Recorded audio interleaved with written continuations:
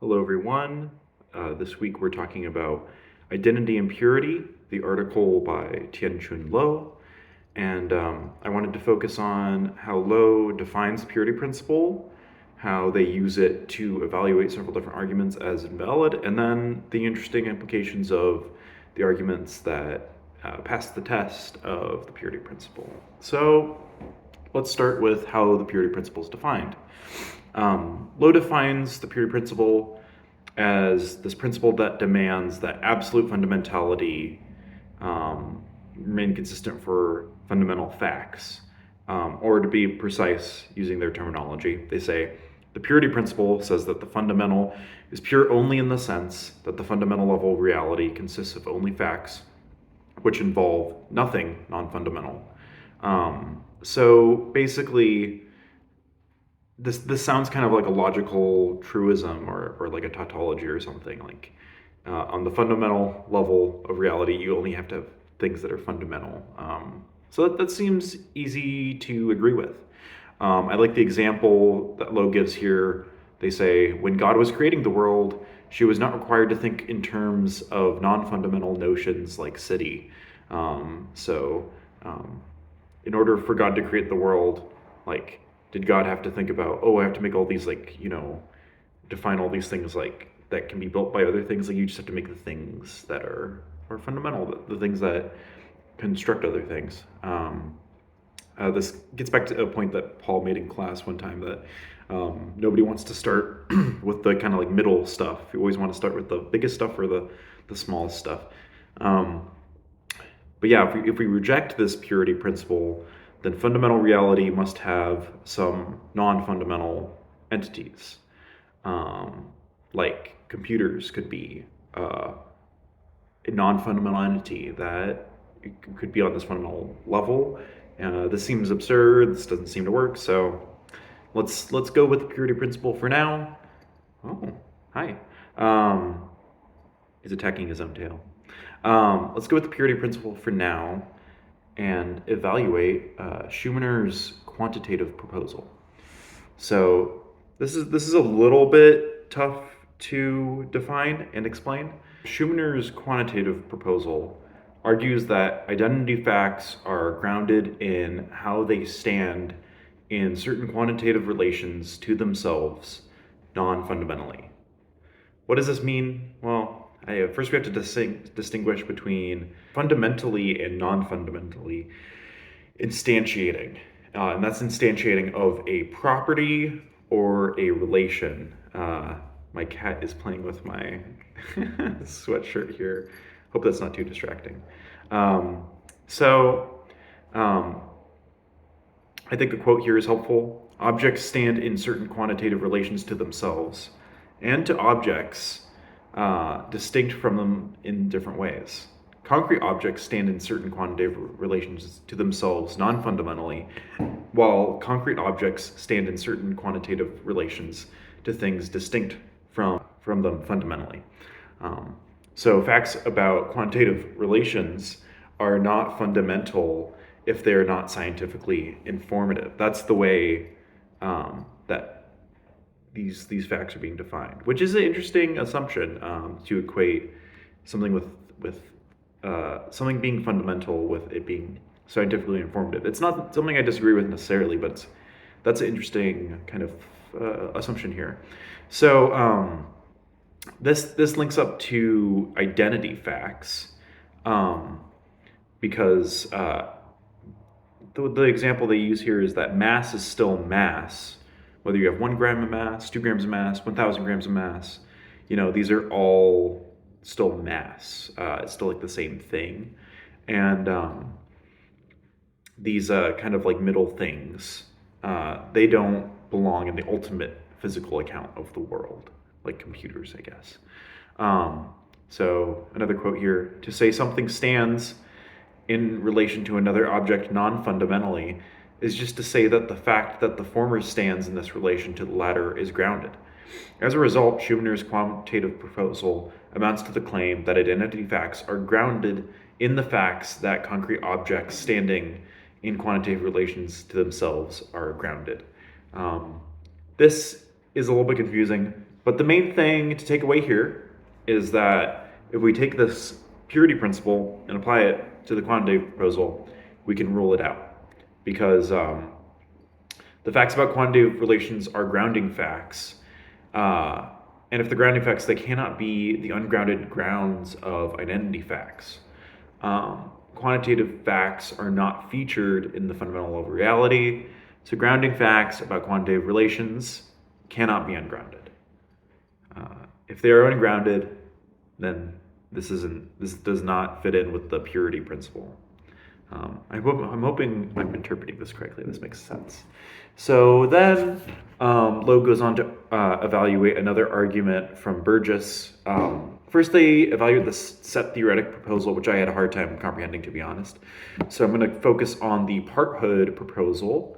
And according to this proposal, identity facts are explained by reference to improper parthood facts. And that violates purity. So identity facts, if we explain them by reference to improper parthood facts, this is going to cause problems. And so, what do we mean by proper parthood facts? Well, I mean, parthood facts, that's pretty easy to wrap your head around. The fact that X is part of Y, the fact that Y is part of X, these are parthood facts. And so if we have the fact that X is identical to Y, we can ground that in these parthood facts.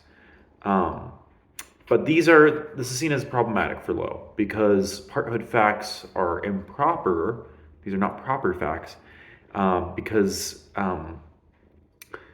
basically nothing can be a proper part of itself. They don't elaborate too much on this concept, but I think what they're saying here is that if something is a part of itself, then it is itself. It's not a part. I'm not sure exactly, though. If anybody has anything to say about that, please let me know.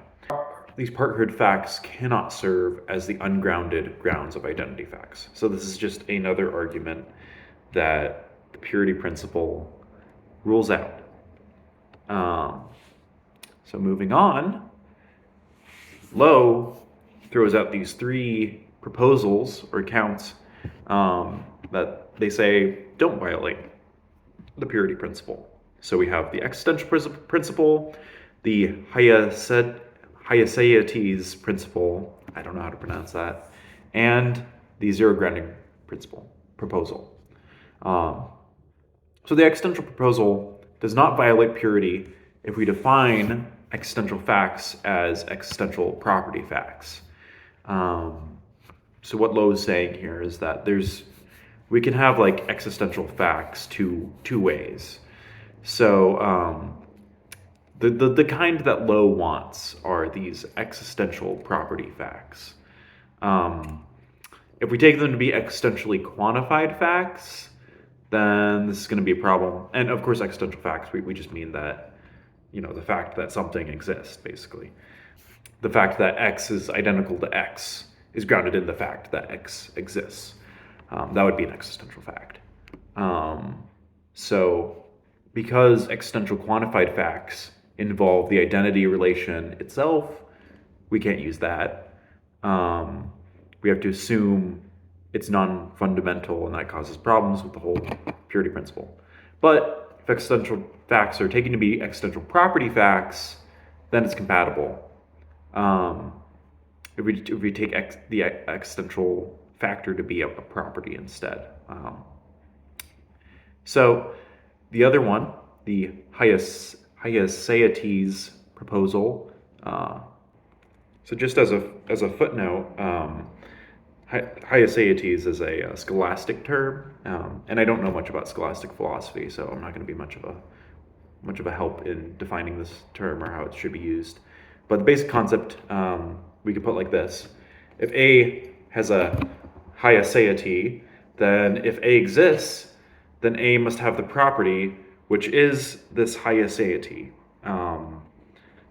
So a Hyaceite is kind of this like special property.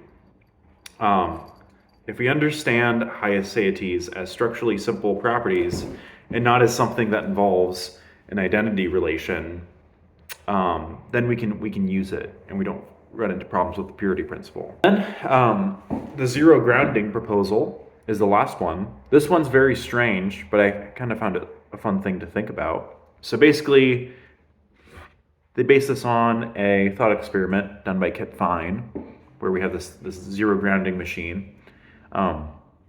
So imagine that you have a machine that manufactures sets. Like you put objects in, and then they come out. This is a set of those objects. Well, if you put in no objects, what do you get? You get an empty set. That's the thing that's generated. And then the objects that never emerge, these are elements, I guess. I don't know how to pronounce that, but that's a mathematical term from set theory.